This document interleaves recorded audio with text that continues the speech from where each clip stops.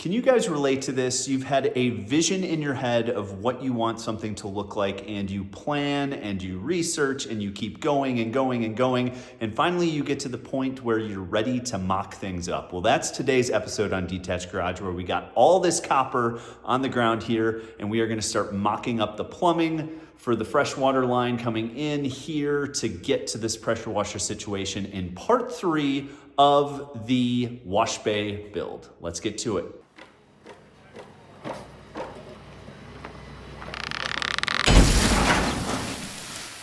What's going on, guys? Welcome back to Detached Garage. I have to tell you something, copper is expensive. It has gone up a ton since we have done even the boiler project over there on the other side of the garage, but we are getting a bunch of copper here to start routing and mocking up in this episode the plumbing situation. So we've got the fresh water coming in here. We need to get that attached to the wall, and then I'm gonna plumb all of this out in copper because I looked into the Prevost piping and it was pretty expensive, and the valves were almost triple the price of what a brass ball valve would be. And even though copper is expensive and you could potentially do this a little cheaper in stainless steel, tough to find the stainless steel actual piping that you're gonna connect to it. So chose copper. We'll get everything mocked up. Let's flip the camera around and kind of show you what the plan is to get this thing started. All right, guys, so this is the work area here. We have a ton of fittings. I will link everything in the description below of what we are using for this. I probably bought a few too many fittings, but they came in packs of 5 or 10, and you can always donate them to a plumber friend in the future. So here's what we got going. We've got PEX coming out of the ground. We got 3/4 inch, and we need to get this fastened and secured to the wall over here. I'm gonna try and tuck it into the corner as much as possible so we can keep it out of the way so we can store stuff on the ground. We're gonna bring that over here. We are going to go into the Viver deionizing system. This came with 3/4 NPT to garden hose adapters. So this is actually what was threaded in. This is 3/4 MPT, and then this is garden hose. So I just pulled these out. We're not gonna use them. We're just gonna go 3/4 in, and we actually have to measure the valves that I'm gonna try to put the valve right into it so we can have as short a run here as possible, because this is gonna be the most congested area. Coming up out of the ground and bringing that pipe over, and then fitting a valve right here while still getting back to the wall. There's gonna be some pipe length in here. So we're gonna have to have a T here, and then another T here, and a valve in here. So this is gonna be the most congested area, and it's also kind of the smallest area. Over here, we got a little more real estate to work with. What we are gonna do first is check to see how far these valves stick out, if we're gonna be able to use them and thread them right into the 3/4 MPT, or if we're going to have to go to an adapter or basically a pipe length and kind of spread it out. I sure hope at least this side will work. We're a little closer to the bracket on this side versus this side, which is great. So we're gonna see how that works over here, if we can kind of push that around a little bit. So you can always adjust all these bolts and slide this whole carriage this way, depending on what we want to do. But that's going to be the plan. We will kind of bring you along the way. This is going to be all just measuring, cutting, putting stuff together. But the first thing we're going to do is kind of get this up here and fasten to the wall with these plastic clips. We're probably gonna use 2 of those. And then I've got a shark bite to brass 3/4 MPT fitting that we'll then use to transition to copper. So we'll run copper all the way in. Let's get to it.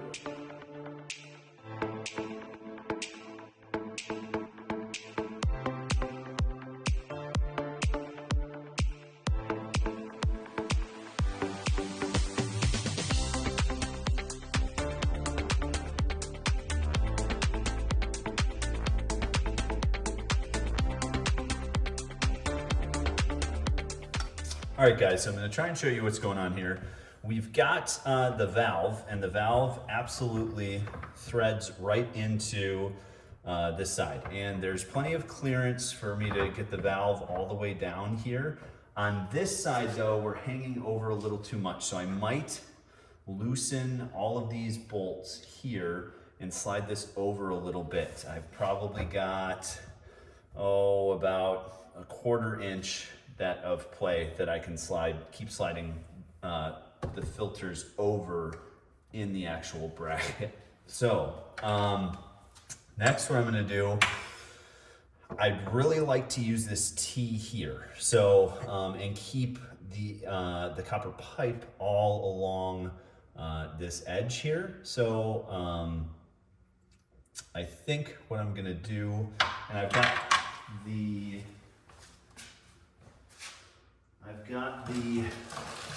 ProPress valve. Got the ProPress valve that's gonna be right here. So this will go in line, and then we can bring, so we'll have a piece of copper there. We've got the ProPress valve. So that will be here. You know, shut it off so we can run it through there. So this will be here, and we'll come up. There'll be a T, and then there'll be a T here. So that'll be right there. We'll keep that in line, and then we'll basically have this pretty much stop, kind of like right here, and then go to like a jumper valve. So that's what we're thinking for this. So let's kind of get this mocked up with some, I think I might put this on the wall first, at least get it attached to the wall. We'll cut it to length. We can always pop it out with those plastic clips, and then just get the height right for everything first, and then we can kind of slide this over, move this around, and start cutting some pipeline. So that'll be the plan.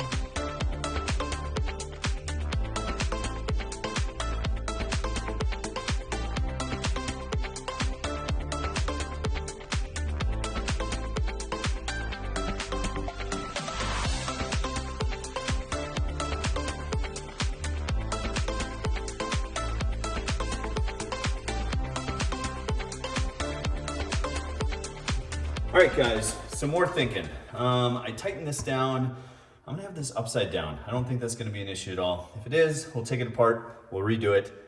Part of making mistakes, part of trying to do it yourself, but this should work just fine. I like this down here, a little more out of the way. So I just tighten that a little further, hoping this plastic housing is gonna be okay. But again, we're going into that insert that's inside there. So I don't think that's gonna be an issue at all. So what I'm thinking here is we do a T right here. And so we do a T and a 90, and that gets us the valve stood off up here. And the only thing that I'm not really gonna like about that is we're so far away here that I'm gonna have to just do like a 90 and a 90 to get back over here. But the nice thing is that'll be okay because I'm going to have this copper that's gonna come from over this way kind of stood off the wall a little bit. So I think that is what we're gonna do. And that way we can move this as far away as we want it. This will come up. And then we can keep this tight off the wall. I do have these little standoffs here for the copper. So this is gonna kind of go onto the wall. So 3/4 standoff, and then that will help with everything. So what I think we're gonna do is we're gonna cut a length, we're gonna plug it in, we'll fit it up, and then we'll get another length here, and then we'll put this copper standoff right there. I'm trying to gauge that distance so we can get that piece of pipe right. So that's what I'm thinking. We will see how it all works. Once we start cutting some copper, let's get to it.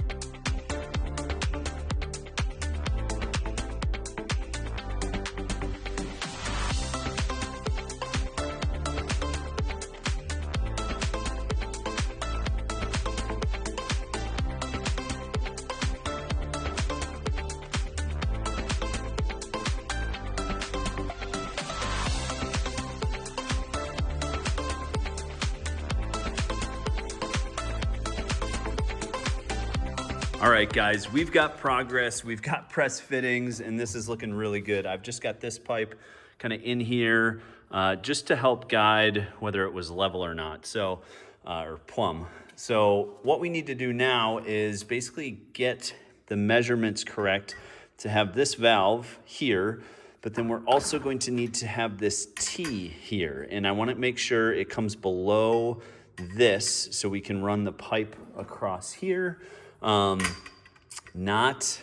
We just need to keep this lower, but those two big things, so you've got that size T and this size valve. So this valve is probably going to have to go pretty close here, and I really want to put one of these back here as a standoff. We'll see if we can just kind of slide it down here. So we'll get this standoff here. I think that'll look good right there. So if that goes there, then we've got this here. That T is gonna be, man, not a lot of room to work. But this is the name of the game when you're trying to do something very compact. And that's what we want to do. We want to take up as little space on this wall as possible and keep it as compact as possible, which is one of the reasons why I bought this active combination shelf hose reel. So let's get to measuring. We'll get this laid out and we'll do some more pressing.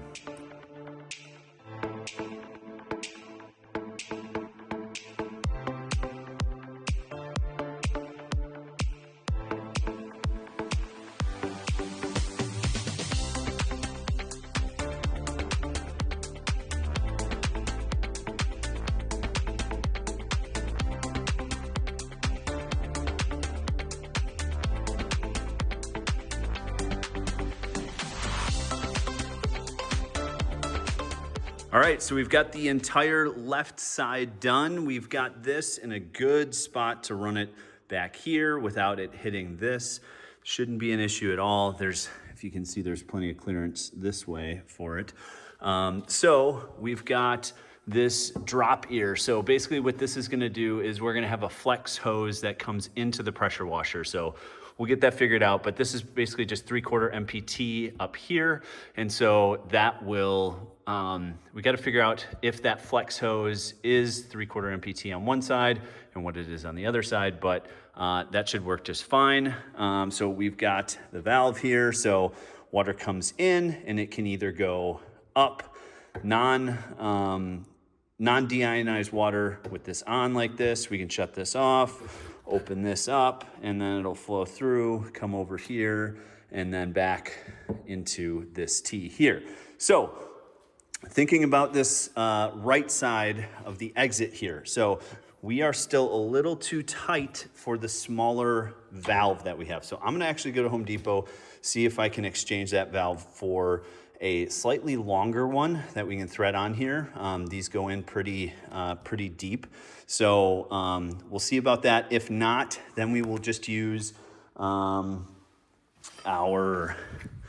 3/4 MPT to pro press, and then do we'll have to basically put a piece of pipe in here first, thread this on, because we won't be able to get the jaws around this once it's threaded in. So we will, we'll see what we can get for that. So let's go Home Depot. We'll try and find a valve, and then we'll figure out if they do have a valve, we'll use the new valve. If not, we'll use this, and then we will go to Then we'll go to the other ProPress valve. So we'll have a nice short piece here to go right to the valve. And then what we will do is we have this other drop ear elbow that we will put right here. And what we're gonna do is this is actually gonna go on the other side of another T. So we will put another T fitting in, and this will go over here. And then we have this hose bib that we are gonna put on the wall so that we can just thread right into this and use that as a hose bib and do a bucket filler right down here. So this drop ear will have the valve thread right into this drop ear, and then we will, we'll be able to do a bucket filler right down below here. So let's go to Home Depot, check out the valve situation.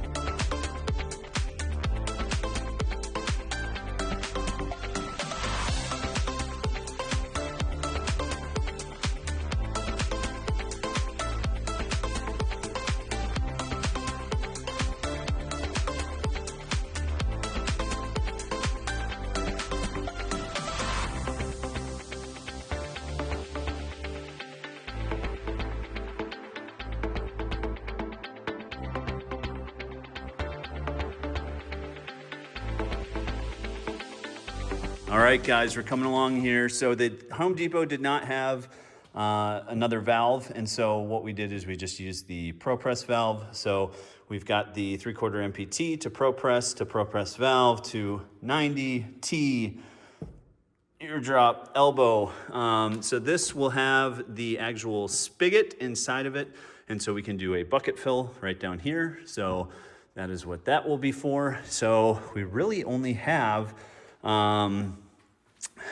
basically one more fitting to go on here. So we are just gonna go straight up. We'll do a 90 right here. We will put a support here in the middle, and we'll put one over there. And so we just have the 90-degree fitting. So measuring the actual pipe, that is going to be the biggest challenge with cutting 2 pieces of pipe to get this done. So we've got more pipe. Let's get to cutting, measuring, mocking up, and getting this last one done.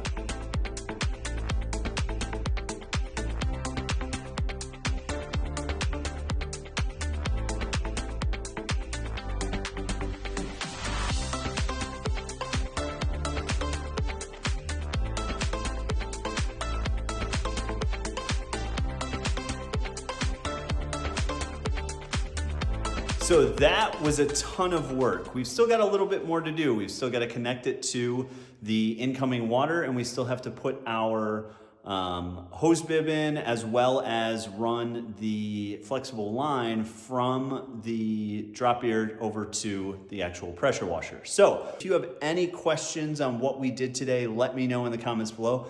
I only cut one thing of copper wrong, which is this pipe here, and we still have a ton left over. Again, I will drop all the links to all the products in the description below if you have any questions.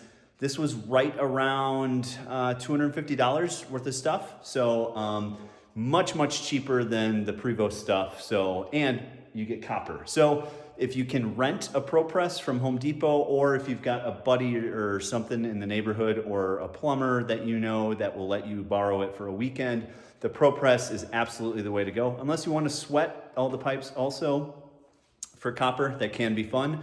But looking forward to getting the water hooked up, checking everything for leaks. I've never had a ProPress thing leak, knock on wood. But yeah, if you have any questions, please put those down in the comments below. Thank you so much for watching Detached Garage. Hope to catch you on the next episode.